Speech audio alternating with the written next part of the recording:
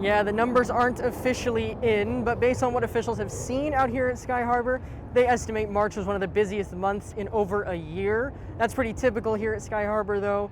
Everything from spring break to spring training to just the all-around warm weather makes March pretty busy.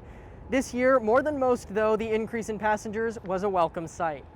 Here at Phoenix Sky Harbor Airport, please practice physical distancing. You can't go very long without being reminded of the pandemic.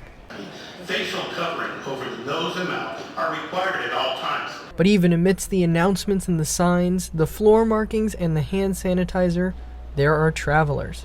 And there are lots of them, thanks in part to spring break, spring training. Everyone wants to come here because of our great weather. And then, of course, Arizona residents like to travel as well for spring break. Heather Shellbrack is a public information manager for the airport. She says those events drove what's anticipated to be a 50% increase in passengers for the month of March.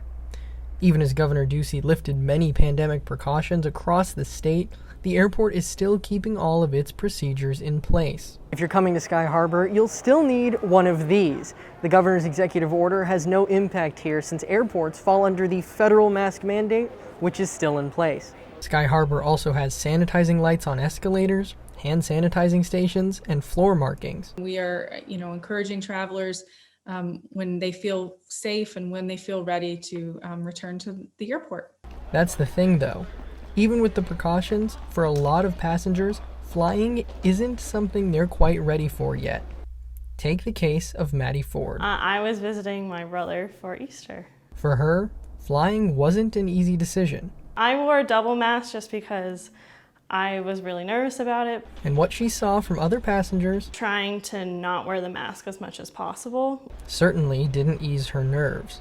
Ford says that other passengers' behavior, coupled with the fact that most major airlines are once again booking full flights, will likely make it hard for her to feel comfortable flying for a bit longer. Definitely when more people are getting the vaccine and more of the country's opening up. Looking ahead, the airport says it doesn't anticipate being back at pre-COVID numbers until 2022, maybe even 2023. At Phoenix Sky Harbor, Andrew Onodera, JMC 330.